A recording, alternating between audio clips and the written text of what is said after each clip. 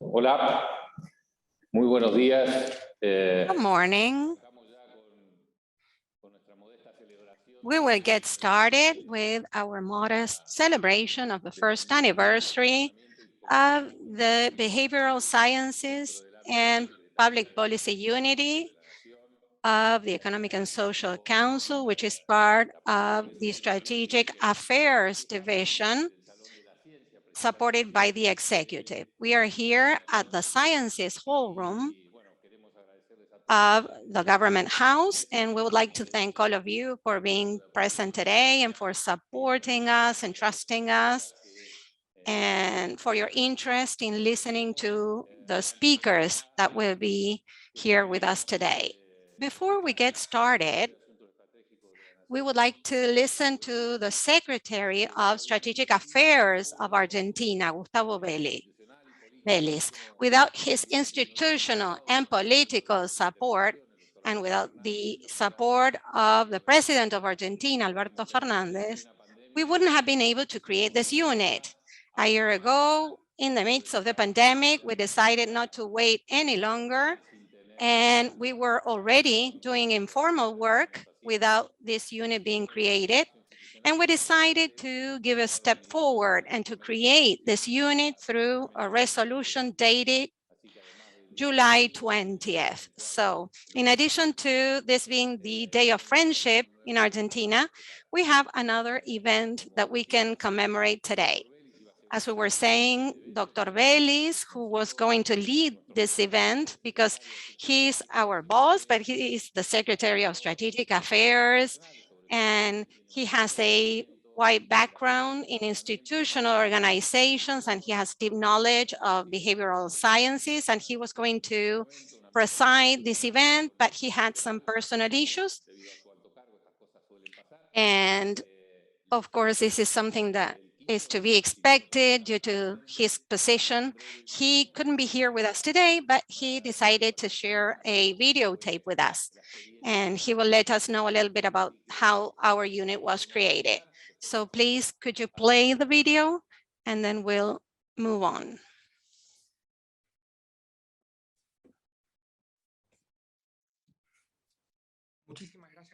Thank you so much for this opportunity of being able to address all of you in this anniversary of the Behavioral Sciences Unit that we started up within the framework of the Economic and Social Council, which is something unheard of in the Argentine Republic, because this comes to show the consensus and the support of multiple areas and sectors of Argentina: the business sector, the union, social movement sector, the technological sector, the academia, and civil society. Science and conscience, this is what we say that our Argentine Republic needs. And this unit of behavioral sciences is creating scientific knowledge implemented to public policy in coordination and thanks to the support of international organizations, and also implementing behavioral sciences on the field so that this knowledge can be translated into better public policy management.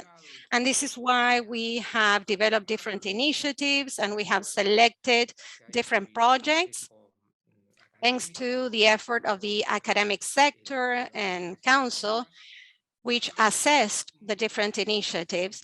And this has allowed us to be able to work with wonderful opportunities in the future. I will go over some of them, although you may know them already, some of the selected projects. For example, incentive to breastfeeding, which is so important in terms of social policies, how to promote bilingual, bimodal education in case of hearing loss or hearing impairment, better use of waste so that it can become productive elements within circular economy, enhancement of food supply, not only in terms of quality, but quantity, the use of telemedicine or remote health services, which is something that the academia highlighted to face the reality in our countries. The province of La Rioja is trying to work on this strongly in the new normality. Also projects related to prevention of harassment, which is something that will be a part of this experiment of the Behavioral Sciences Unit. This is a totally new experience in our country. Of course, there's a long way to go. Of course, there's a lot that we need to do, but I would like to underscore that as we build more and more knowledge and we learn more about behavioral sciences and we start implementing BSI in public policies in Argentina in all dimensions,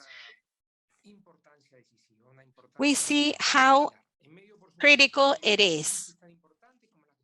Amidst the crisis that we are facing today, we do not want to sound sophisticated or qualitative, but we are facing major crises, which may have large and impacts and small virtuous nudges that will help us with the impact. You read the book by Daniel Kahneman, Sustain, which has to do with noise. And I was quite passionate when I read it.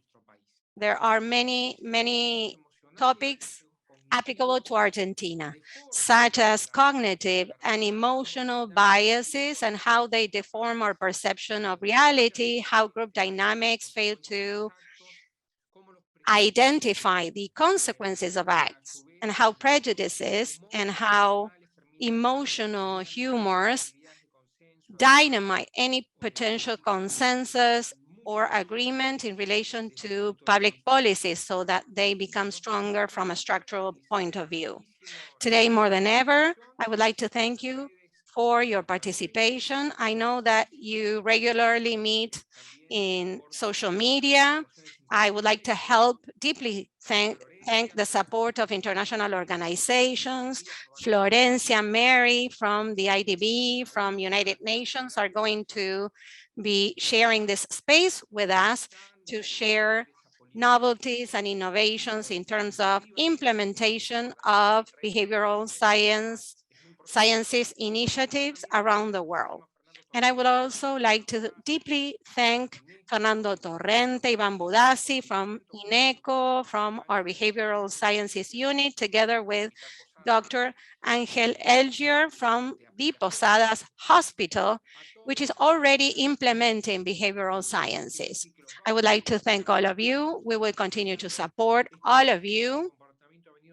The Behavioral Sciences Unit is here to stay in our country. We would like to provide it with federal scope, and we will engage all our efforts so that public policy is based on scientific evidence, but also on a sensitive heart to face the tremendous challenges that the Argentine Republic has to face. Thank you so very much, and congratulations on this first anniversary, this modest celebration of the first anniversary of the Behavioral Sciences Unit. Well, this seems to be a TV channel broadcast. We would like to thank Secretary Beliz. Without his support, this unit wouldn't have been created and we wouldn't be here today. First of all, a logistical issue. We have the possibility to have this version in English. Please check your Zoom. Eso primero para los que están en inglés, que puedan escucharlo, que tenemos traducción simultánea. Por otro lado, there is simultaneous interpreting available during this session. If you have any questions, you can insert them in the chat box. And at the end, we will have a Q&A session. And you can also say your questions live. Fernando Torrente is here with us. Fernando Torrente is the director of the IDB-INECO Cooperation, which has been a critical pillar. Without his cooperation at a personal and institutional level on behalf of INECO, this wouldn't have been possible. INECO provides technical and economic support to us. Here, Angel Elgier, a psychologist in charge of the special unit that we created with the Posadas Hospital. They were generous enough not only to allow us to work with them, but also to call on us to see which tools that we are already developing can be applied to the hospital, which serves 20,000 persons per day. Paula Casia is the coordinator of our unit, together with Jorgelina Bertoni. She's here with us, checking last-minute issues, and they have been a critical support for us in this unit this year. And remotely, engaged in academic work in Munich, Joaquin Navajas, the director of the Behavioral Sciences and Public Policies Unit. We gather once a month. We invite professors as guest speakers to cover issues related to behavioral sciences. And Joaquin was the one that scolded me because we called our talk Beyond Papers, and he was not happy about that because he works on papers.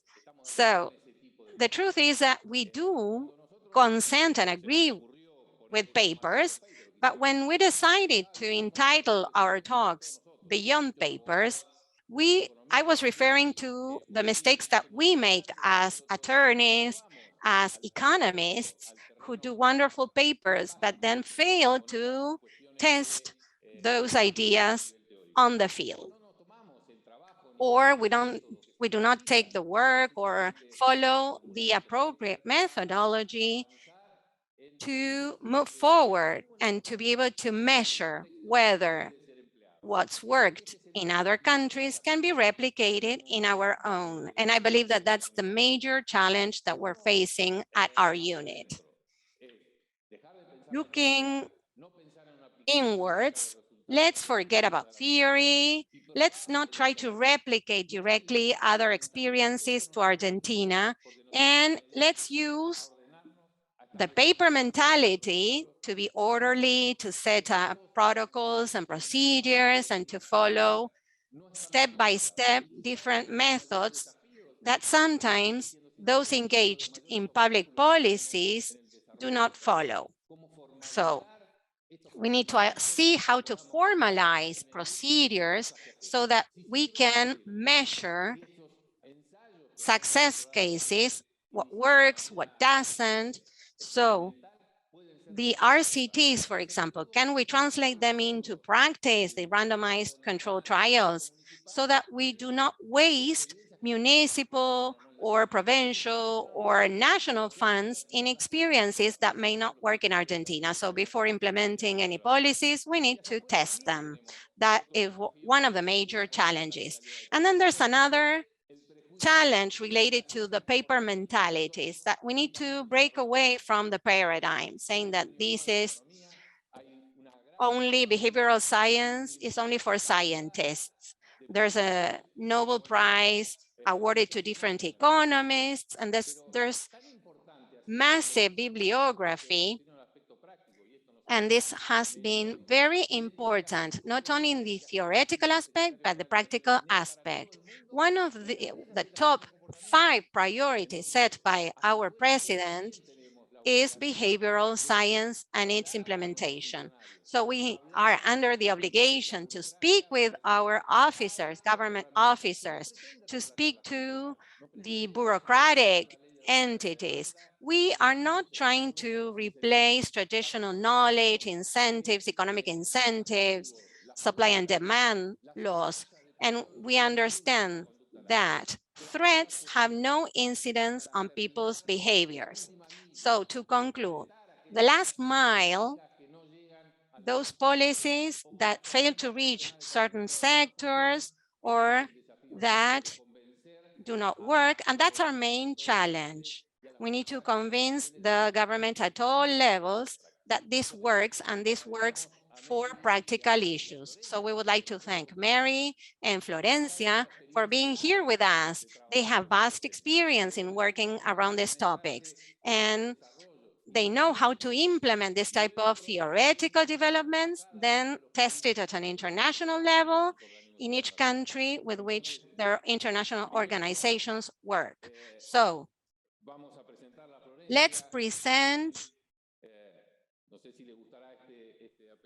or introduce our godmother. I don't know if she would like this title or not, but she has given us the necessary nudge and support for us to be able to make this a reality. Fernando will introduce her. Como Iván decía, es una de las inspiradoras, impulsoras del desarrollo de la unidad y también del enfoque de ciencia del comportamiento en nuestra región a partir de su trabajo en América Latina especialmente. Florencia es economista líder del Banco Interamericano. Florencia is a leader economy for IDB. She coordinates the agenda, the development agenda for early childhood at the bank. Regarding her academic background, she has a PhD in economics from Oxford University, and she also has a background in development and economy. She focuses on everything related to early childhood and the assessment of impact on social protection programs. She has also been working over the last years, especially in everything related with development and application, implementation of behavioral sciences in our region, with a focus on evaluation of impact of these strategies. And so she has been working and supporting different implementation studies of behavioral sciences in the region, analyzing impact through measurements and scalability. She is currently an advisor, and she has been working in more than 10 countries in the Latin region related with early childhood and behavioral sciences. So it's a pleasure for us to have Florencia here, and she's going to share her experience in all these years development behavioral sciences. Florencia, the floor is yours. Thank you, Fernando. Thank you, everyone.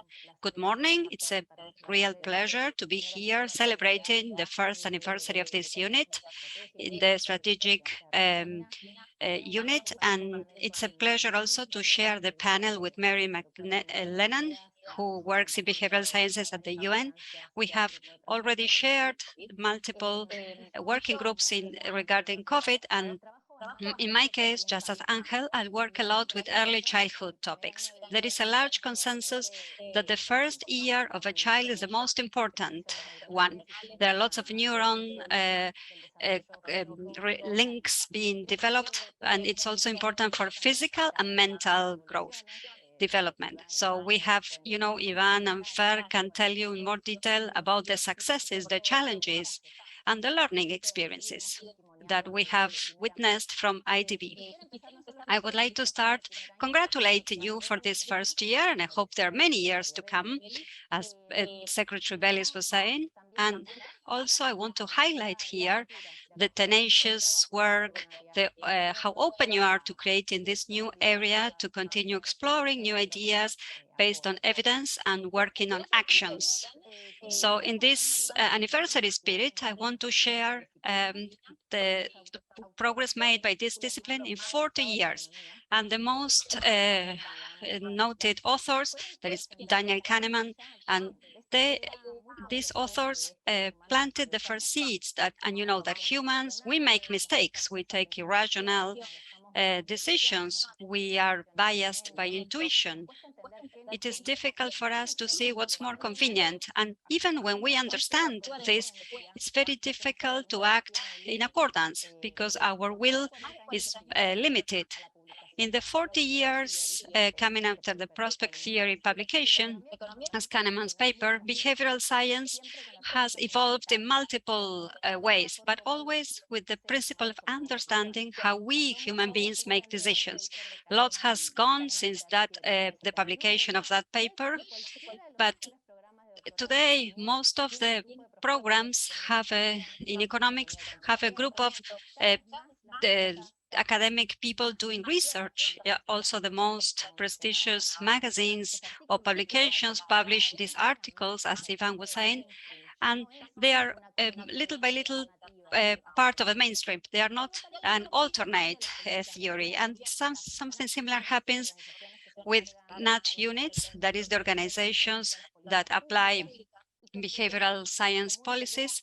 They started as a crazy idea in the British government. Then they were quickly replicated into other governments and organizations, including the NAT unit of the British government, the WHO, the World Bank, UN, as Mary will tell us in more detail, IDB, and multiple countries, developed countries, and the Argentinian government, who is also trying to expand these concepts, to spread these concepts in the different government areas. Today, we have more than 200 organizations of this type devoted to identifying biases in the way we make decisions and in designing policies based on this perspective. One NAT unit, for example, can advise a campaign to promote COVID vaccination through changes in the images or the print type, and also messages in communications. For example, a health minister is thinking of launching a campaign or propose the elimination of bureaucratic steps in, for example, university grant to apply to university grants or social programs. All this set of tools, which is not that new these days, has provided us with more versatility to solve concrete issues. Even to 2001 and even today, all this accumulated knowledge in how to motivate vaccination through behavioral science helped us design vaccination campaigns against COVID-19. And the number of people who were vaccinated did increase a lot. One of the studies published in Nature implied that the authors identified 6 percentage points in the likelihood of vaccination with a few text messages. The content of these text messages was based on the idea, on the powerful idea, the robust idea that we human beings make irrational decisions. So from IDB, we've been working with different countries in effective communication, the digital agenda, behavioral agenda. We support different countries. One example that comes to my mind right now is the Innovation Secretary of in São Paulo, Brazil. We designed messages aimed at wearing face masks, social distancing, and we learned that these messages were the most moving ones. They moved people to adopt preventive attitudes. We also work with the government in Belize and Barbados, also in terms of COVID vaccination, in relation with safety and efficacy and side effects of the vaccines. And since I started talking about the IDB, the work of the IDB, I can move on to the next topic, that is we have behavioral sciences in our agenda at IDB, and we have successes and failures, not just successes. Amid the serious situation that we're going through as part of the post-pandemic, we continue working with countries to support the recovery process. And in our 2025 view, we can see we have developed a roadmap for the region to identify a turning point in these times of crisis. As part of this context, we have seen the potential of behavioral sciences, not only for the analytical agenda, but also for the operational one. We've made great efforts to understand how this agenda can support the traditional agenda and see how we can solve major difficulties faced by the region. And here I want to refer to something Iván said. He said, we're really aware that the use of behavioral sciences will not cure lung cancer or malnutrition, or it will not drive a revolution, but it is good to have a wider set of tools, more flexible tools in terms of public policies. And sometimes the cost is practically zero. And I say this based on our experience. We have about 90 projects in our portfolio in the whole region, in most of the priority topics like health, migration, tax, water, energy control. And some of these were designed initially with a serious, careful assessment. And so this helps us know what worked and what did not work. I'll give you some examples of successes and others that were not successes. We are all familiar with the big gap in terms of income among men and women, not just in Argentina, but in the whole world. We conducted a study in the US with the objective of increasing the percentage of women studying economics at university. This is a specialty highly dominated by men. So the women students, we included different charismatic, successful women who had specialized in economics at that university. We only exposed students to a woman teacher, and there was an increase in the likelihood of people studying economy. This is a large impact since 9% of the women specializing in economy, the baseline, and it's even more important because these young women were planning to specialize in low-income careers such as humanities. So this low cost intervention seems very promising to increase the future income of the labor force, of the female labor force. Another example, a short example, this time is an example for Argentina. I like to share this example, is efficiency of public spending in health, public expenditure in health. And this is a continuous issue, an ongoing issue that has to do with the prescription of medicine. Together with INECO and with PAMI, we sent emails to the doctors comparing their level of prescription with their peers. So we appealed to the power of social standards, and we managed a saving of 235,000 USD for PAMI. So imagine all you can do with this money. Something was not, did not have the expected result is that a lot of people save for their retirement in Latin America. My colleagues at the labor market unit conducted several studies where they invited freelancers to participate in a voluntary saving scheme through goals and through messages based on behavioral sciences. We included practically 1 million independent workers in Chile, and the effect was zero, no difference at all between the treatment group and the control group. So there's several hypotheses.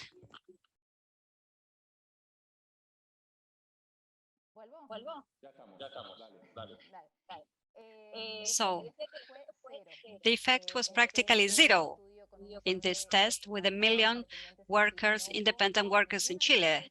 There was no difference at all between the treatment group and the control group. Why was that? We have multiple theories. Maybe independent workers think of it's better to have money now and not to save for the future, maybe because I have a lot of expenses today, or maybe they prefer other saving mechanisms, which are not these individual accounts that were proposed. We did learn from this no success, because something that did work in higher income countries did not work with these Chilean workers. And the big learning here is that you cannot generalize. What is good in one context might not work in another context. That's why it's so important to experience before implementing a policy. Primeros añitos, la economía del comportamiento mostró un montón de During resultados. the first years, behavioral sciences proved to have wonderful results, even funny results that we got from the Ariely books. What was fun and curious but non-replicable started losing strength, but they became more replicable, more sound. And this is what we should head for when we're dealing with behavioral economy, a more adult doctrine. And this is where we're headed for, hopefully, not only in terms of research, but also in terms of implementation of public policy. So this is the trend, and not only in developed countries. There are over 200 organizations that are working on bias and designing public policies, incorporating behavioral sciences. So it doesn't matter if the result is expected or funny, as long as we're improving public policy. So what matters is whether it works and at what cost. IDB has engaged in a lot of work in this sense, It was not easy, but just adding a component to a project or modifying the details of a project that was already going to be implemented, sometimes it's quite easy and at no cost. Sometimes designing a project correctly has the same cost of designing it incorrectly. So it is very important to work on the learnings and lessons learned and applying them in public policy. Of course, not all implementations are going to be successful, but this is just another tool in the wide array of tools at hand. But apparently they do work. So from the IDB, we're very happy and we congratulate this agency for its first anniversary, and we will continue to support your initiatives and we will continue to work with you. Thank you so much, Florencia. You're so excited that it's contagious. So calling you godmother maybe makes you feel older, but you're actually younger than most of us. So thank you so much, Florencia. I saw Rita Tanús, Mr. Massino, Irene Saccone. They are all helping us at the Posadas Hospital. These are government officers that maybe are not known.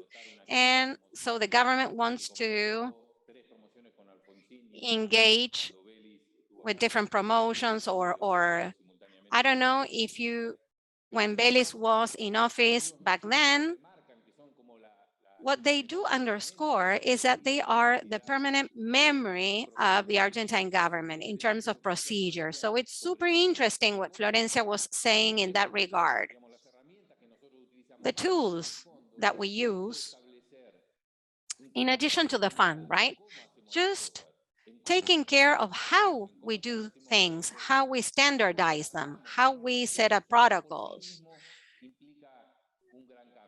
By itself, that means a major change. In Tucumán, we're working with academic group and the regulatory agency and the utility service power in Tucumán. We're working on different topics, but also we're trying to see how to modify energy invoices, which leads into saving energy and also awards more transparency to this unit, this area. I come from the utilities segment. I started working as an attorney in that area. And sometimes I do have a hard time in trying to understand my power invoice, right? My energy invoice. So how do we make it easier for people to understand? There's a lot we can do in terms of behavioral science in this aspect. And now we would like to listen to Mary MacLennan. And she works on both sides of the counter. She has vast experience in working on B-side in Canada, Australia, and the United Kingdom, where she's been,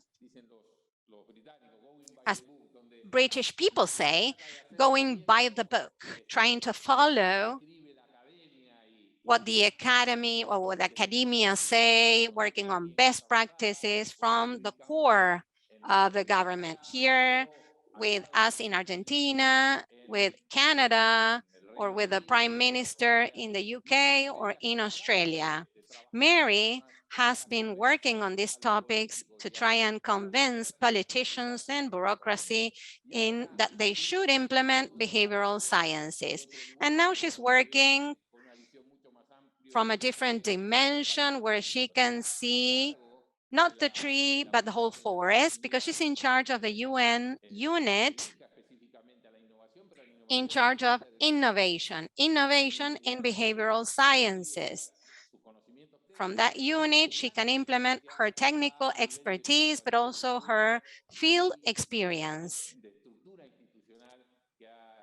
And in terms of institutional structure, after working with the countries that I mentioned, one of the challenges is not only that she works in the UN, but also that she has a Secretary General, Mr. Guterres, who has identified as one of the key priorities in the agenda of the UN, the implementation of behavioral sciences, not only in the traditional units, as we do here with Angel, Fernando, and Paula, for example, health, education, vaccination programs, energy savings, debt, public debt.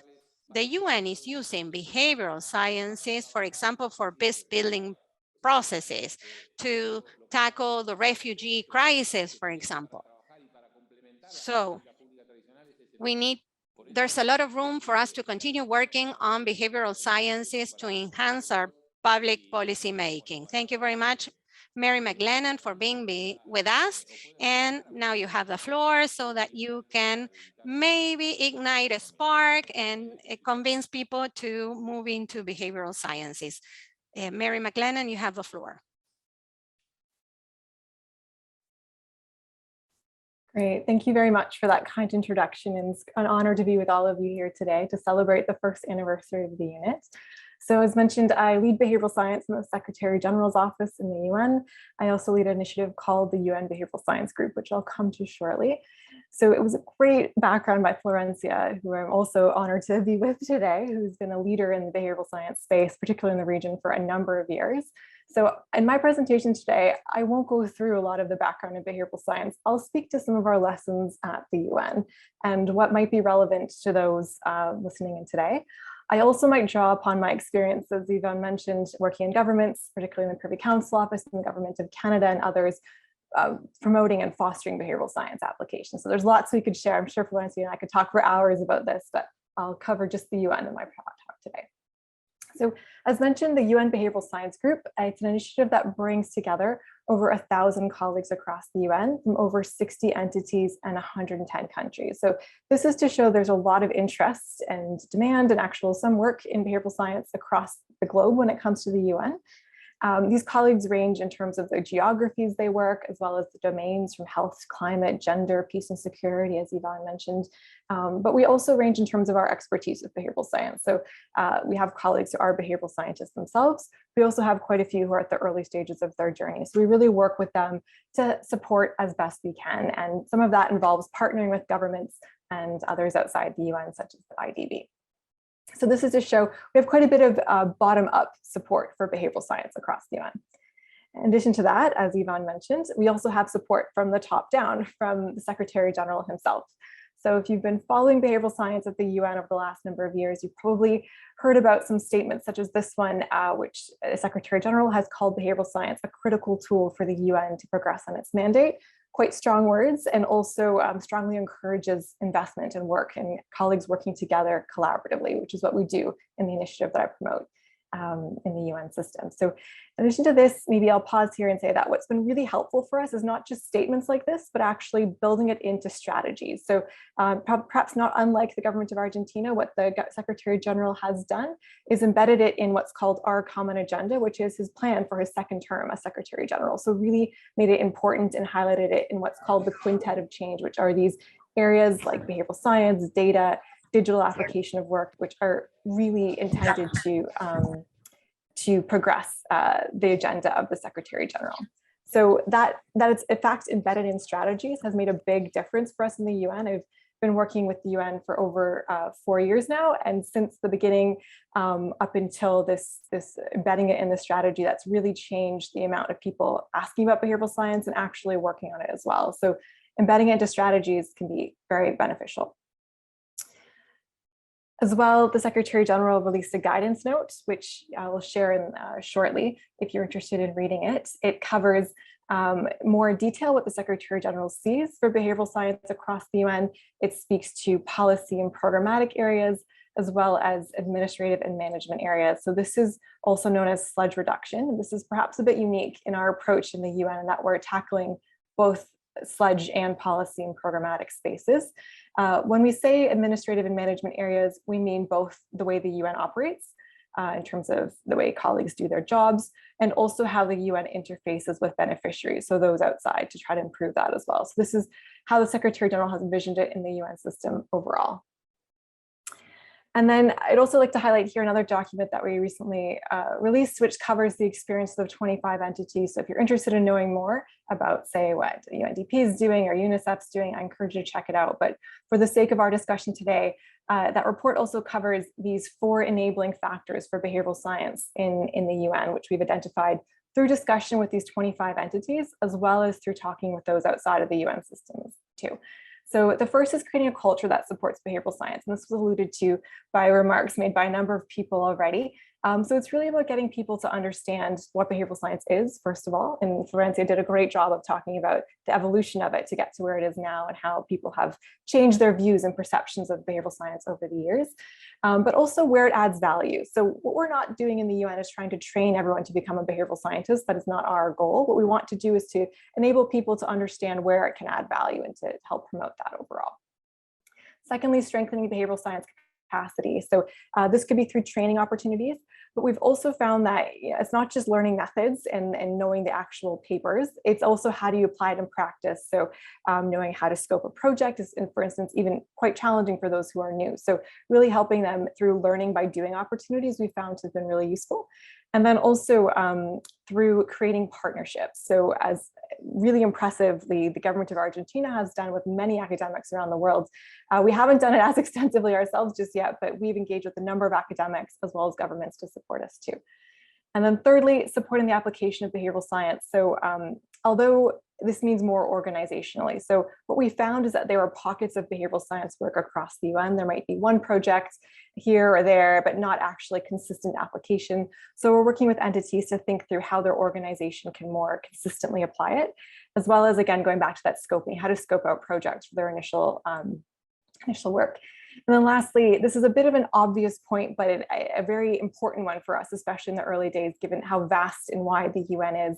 It's really fostering exchange and collaboration. So in the early days, I would often get asked the same question from people in different corners of the UN who are working on the same issue in a parallel way and just hadn't been linked up. So even just linking up people working on problems has been really helpful. And also this helps to, again, build that bottom-up sort of community and really support for behavioral science and almost a norm in terms of it being applied by others. Even just seeing it being applied by different organizations has a big impact on the work of various colleagues. So those are some enabling factors, and I'm happy to dive into those more in the discussion. I also wanted to share just a few areas that we're focusing on in terms of application in the UN, and I won't go into these in detail. Again, this is from some research we carried out, and they're not perhaps surprising: health, climate, gender, ranging from vaccination to gender in the workplace and sustainable consumption. These are all things that colleagues are interested in. Also, peace and security. So as mentioned, this is colleagues are working on looking at the drivers of, say, violent extremism and how they can leverage behavioral science thinking to improve the work that's going on in that capacity. And then also administrative barriers and burdens. So this is that SLED reduction, as I said. And then also we have some cross-cutting issues like misinformation, data, and overarching guidance. So this is a lot, but I wanted to share this to say, sometimes I get asked, how do we choose projects? How do we think about the areas we focus on? Just to say that what we've done, and it sounds like a similar process done in Argentina, is we've done a review, kind of figured out where the main areas are, and then we've kind of dove deeper into those ourselves. And then, as mentioned, we have a team working on these issues as well. We're a small team at present. We're sort of just starting. Love to hear more about the experiences of the IDB as well as the Argentina and how you got started as well. But we're working with these 5 entities here. So the World Food Program, FAO, the ILO, and others. With the ILO, we're actually working in Argentina, so we might have some results to share with you shortly. And their topics range from childhood nutrition to mis and disinformation and reducing friction in the uptake of social security. So lots of a breadth of topics. And I wanted to say this is an opportunity that we're hoping to have more fellows join us in the future. So if you're keen to be engaged with us, follow us on the links that I'll share with you shortly to keep in touch. Just here. So if you want to know more behavioral science at the UN, I just wanted to share a little bit here at the very end. You can read the Secretary General's guidance note, the report, and the practitioner's guide, which I'll put in the chat now. You can also join the UN Behavioral Science Group, which is our way of really engaging with everyone. You don't have to be in the UN to be a part of it. Basically, it includes people from governments, academia, international organizations. So no matter where you are, you're welcome to. And it basically means you get invited to our events, keep up to date on what we're doing, and any opportunities that will arise. And then lastly, you can follow us on Twitter if you're interested in more real-term engagement. But with that, I will just conclude here and say congratulations again for all of your success over the last year. It's really amazing to see so many projects in only 1 year. Definitely do not see this commonly in governments around the world. So big congratulations to you, and looking forward to seeing where you go from here. Thanks so much.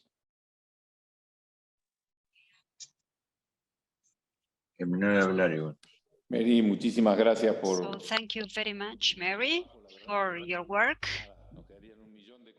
We have a million things to ask, but well, talking about questions, we have 2 channels. Those of you who want to make their questions on the chat, that's one option on the Zoom chat, or the other option is to raise your hand and we can start addressing the questions, because we still have a while to go to reflect together. I wanted to take advantage of this opportunity, and before blowing the candles, you know, we have a cake here because we want to take advantage, because this is a real birthday, a real anniversary for us. It's a major event. All of us who like this, we thought initially it was impossible for Argentina to have a unit such as this one. In the south of non-developed south, we don't have many units like this one. So getting political support, academic support, and the practice provided by the international organizations and the national government, it's a dream for us who like to work on this type of things, topics. Serie de instituciones y personas que nos han ayudado. I wanted also to thank especially Maria Carballo. She cannot be here with us today, Ana Maria Lois and Maria del Carmen Bataili, who have worked with us in the selection of the initial 100 projects that were submitted. Then we shortlisted them to 25. Finally, 10 projects were selected. But this unit does not only work with these topics. We work together in the development of these projects initially selected, but we also have our own work areas, which together with the municipal governments and the provincial governments, I've seen people here and we haven't had the chance to be in touch yet. So I ask you, please, through our normal channels and the network, behavioral science network, we will be sharing the link with you. Alejandra is going to copy the link again on the chat. You can go there to contact us and we can start thinking together. I've seen people from different provinces, Tierra del Fuego, Rio Negro. We haven't talked yet, but maybe you have things that can help us develop projects together. So I've also seen Adelaida Barrera somewhere there. She embodies the behavioral science team, which, as Florencia was saying earlier, is the most prestigious body worldwide in terms of behavioral sciences. And they cooperate with the UK Embassy to support us. We are working in Chaco now, for example, with a massive project to strengthen the efforts of the vaccination campaign. So we thank the institutional support provided by this behavioral science team. So I think you had a question, didn't you? And you can start leading the QA session. Yes, thank you, Ivan. The idea is that you start sharing your questions on the chat, or you can also raise your hand. I will start with an initial question for Florencia. The question is for either Florencia or Mary can answer them. And it has to do with the public policy day-to-day work we see from this unit, and it's how to balance, how can we strike a balance between assessing the measures and developing studies of impact, which have the characteristics of a study to see if things are working as expected, to see if what is done in some other countries can also work here, and the reality of public policies, because sometimes the conditions to start a trial or study with all the characteristics you need to measure the impact are not feasible. Sometimes we have seen situations such as, well, can we implement behavioral sciences directly?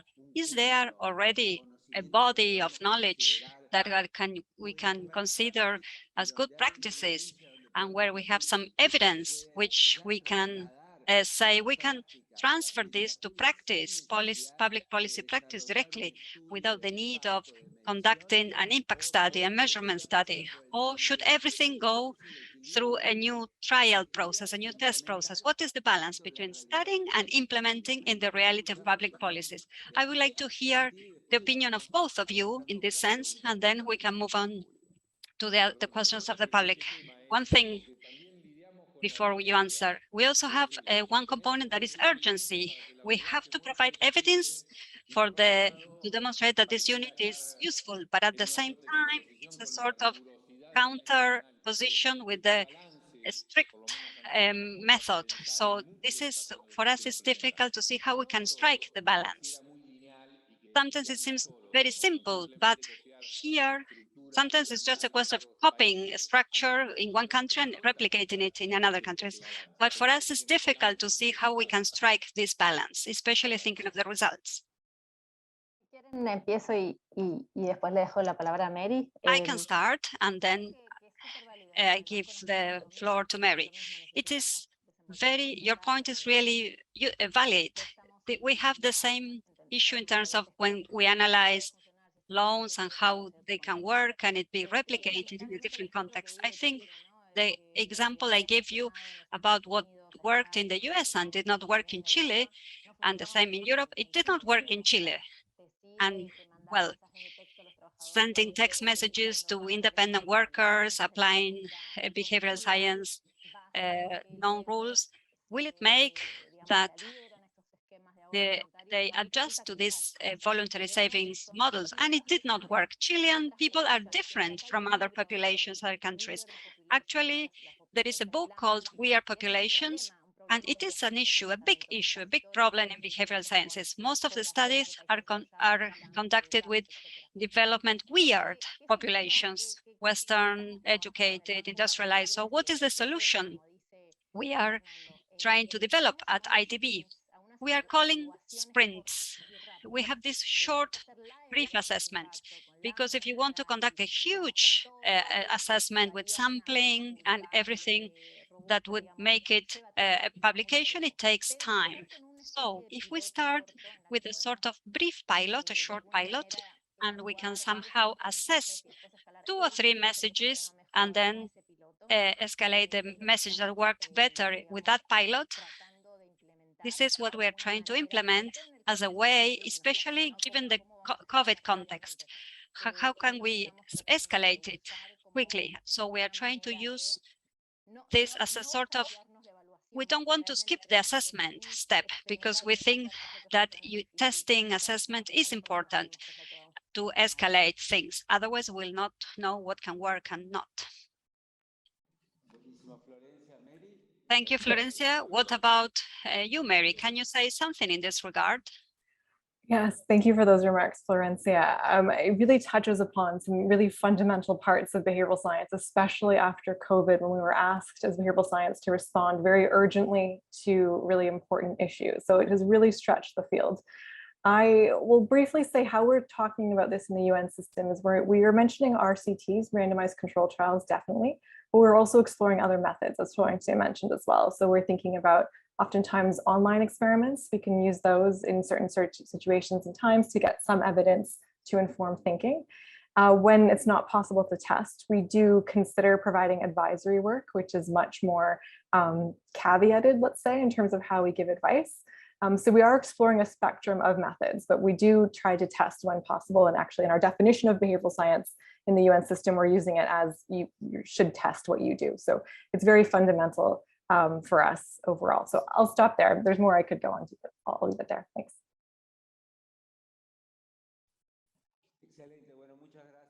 Thank you very much, both. Joaquin Navajas is raising his hand, so you can ask. Thank you, Fernando. Thank you, Ivan. Congratulations for your anniversary in this unit. Thank you to both speakers, Florencia and Mary, for their presentations. Here, I want to remind you briefly that you have the link on the chat to register for the Behavioral Science Network. And this is a network that interacts with mainly with the unit through monthly meetings. We hold these meetings to discuss different topics related to the behavioral science. But my question has to do with something Mary said, and I was thinking of the importance of involving the audience in understanding behavioral science to generate this support necessary to make these behavioral science units develop in different corners of the world.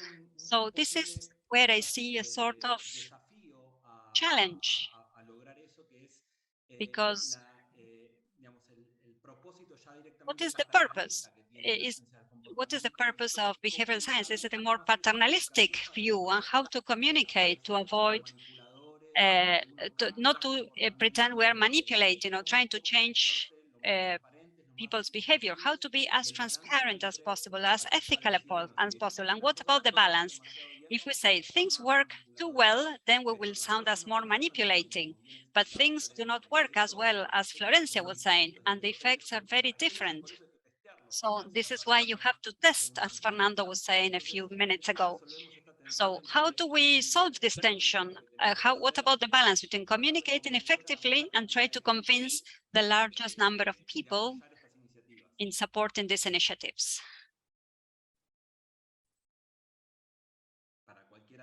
Either of you can reply. Both of you can answer this. Maybe I'll jump in first, Florencia, if that's all right. So just quickly here. So how we describe behavioral science is it's a tool in the toolkit, right? As Florencia mentioned as well, it's not going to solve all of the problems. So we're very careful of that in our discussions, not to oversell, because then ultimately we'll pay the price for that later on if we're promising too much.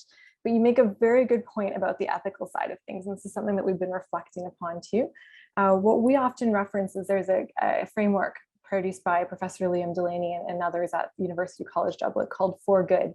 And it just outlines a few things to keep in mind to ensure that what you're doing is ethical. And I think that has been really, really worked well with UN colleagues to help them understand, this is not about just getting people to do what we want them to do. It's about encouraging them to follow through with intended behaviors that they would have done, hopefully wanted to do anyway. So really those are 2 points there, but I'll turn it over to Florencia. What are your thoughts on that overall? Thanks. I think here the key is you need to be very careful at explaining.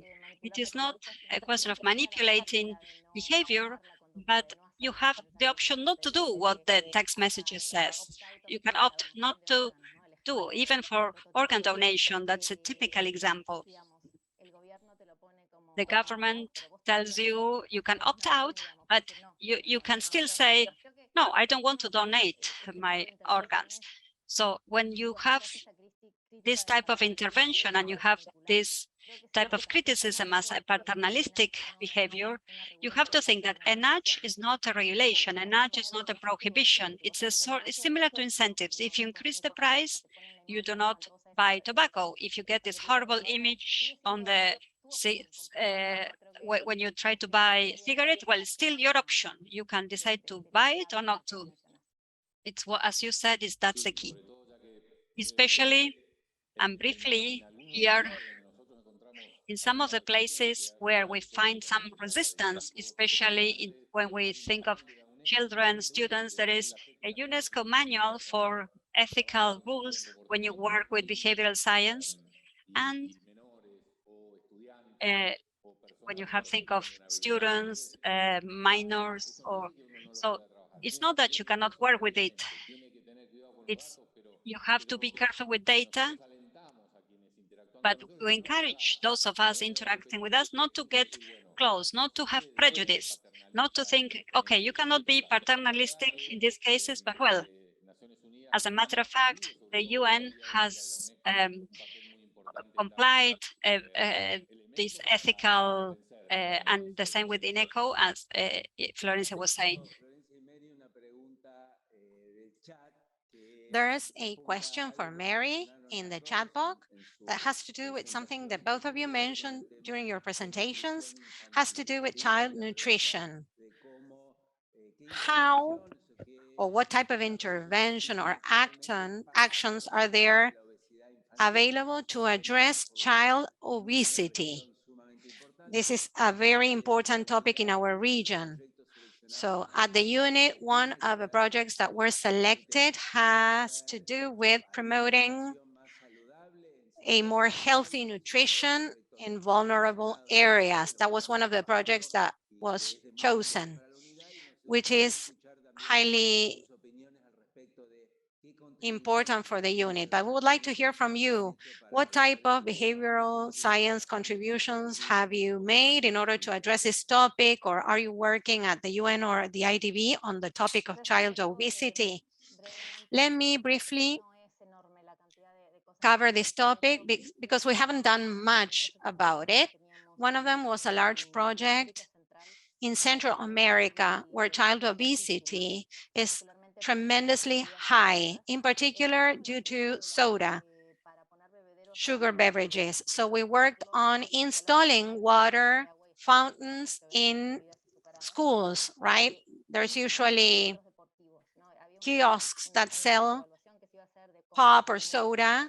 And we also assessed sports clubs, how we were going to modify behavior by installing water fountains, right, in relation to physical activity and sports, and how that was going to change child obesity through exercise. And then we started working on increasing the consumption of fruit and vegetables within children, but we haven't had a very thorough analysis to identify whether the results were positive or not. I don't know if Mary has anything else to share. This is some of the projects that we started working on, but we still haven't seen the results. Great, thanks for those remarks, Florencia.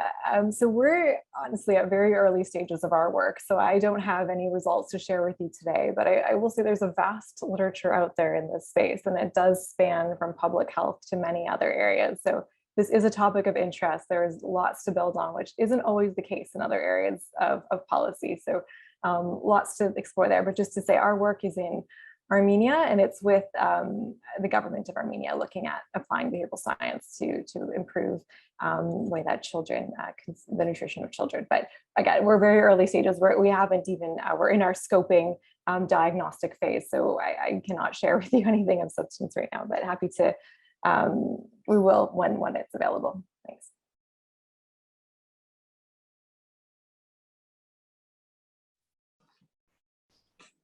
Yo había visto que estaba Pablo Mira ahí con la mano levantada. Pablo Mira had his hand raised. I don't know if he's still there. And Marita Carballo is also there. She said that she was not going to be able to join us, but thanks so much for participating because she's been a tremendous support for all of us from within the organization. Thank you, Marita. I'm here. Can you hear me? Sure. Thank you so much for your presentations, and happy birthday to everyone who's involved directly or indirectly with this unit. This date is a good day to speak about permanence and continuous work. We shouldn't just sit and wait for this to move forward.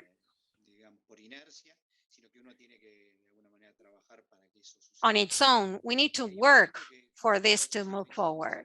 And I always insist on that, on a point, I'm sorry if I'm repetitive, and this is the economic or macroeconomic context. In our country, we have faced complex macroeconomic scenarios that resulted in the dismantling of certain agencies, organizations, or units that were truly useful.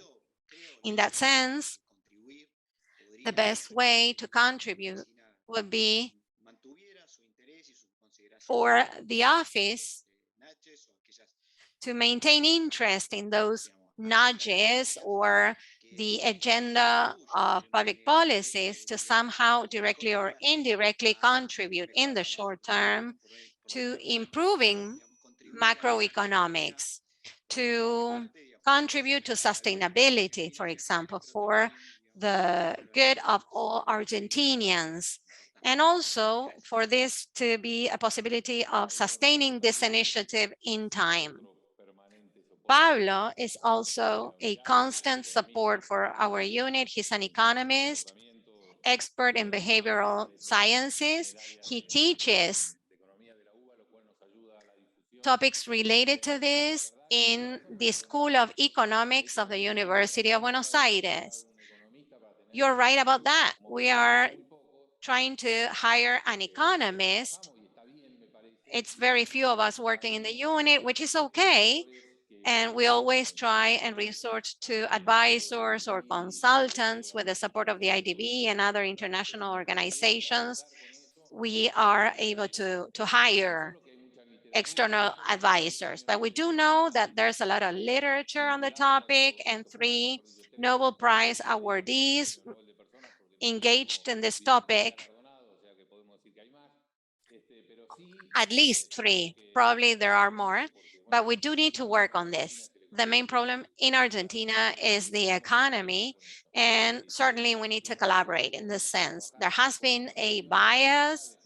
We've worked on other topics related to health and to social issues, which is okay, and we are working, but we need to start working more on this topic.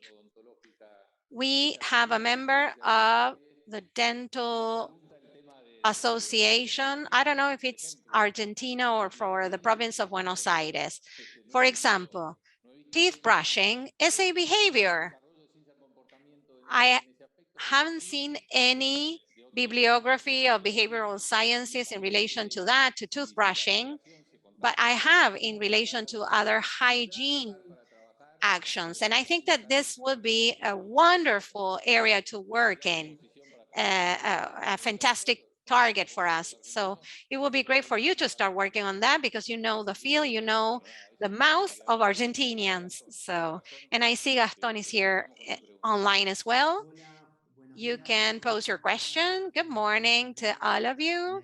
Happy birthday to the Behavioral Sciences unit. Thank you for the presenters. It's wonderful to be here. This is a plain and simple question. Let's see, Iván, if we can also touch on some of the experiences of Mary and Florencia. One of the major challenges of these interventions in many places is that this community is very accustomed or used to understanding bias when it comes to programs and initiatives. And as Florencia was saying, maybe it's just about changing a form or adjusting the font size, and that's about that. But also, at the same time, we are not used to working with communications, creativity, design teams and that's not a natural activity for us. Our hassle, and this is my personal opinion, is how to bridge that gap. I don't know if this has to be carried out in-house or there are specialized designers specialized in behavior. So I would like to know how Mary at the UN or Florencia, the IDB, how are you approaching this topic? And if you have any guidelines or if you have any lessons learned for Argentina, that will be helpful for us to move forward. Oh.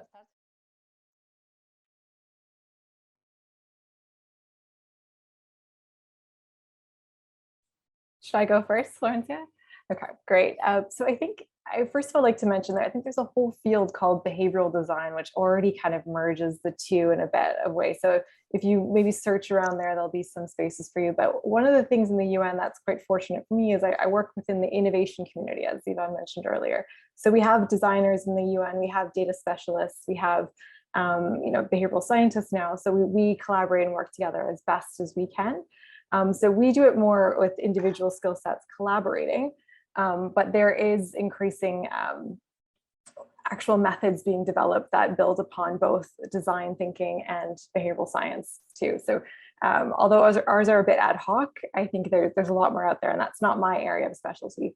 But we do routinely speak to communication specialists as well in our work that we do too. So I don't have a clear answer for you, but just to say it's a very good point, and we are addressing it in some of the work that we do. Thanks.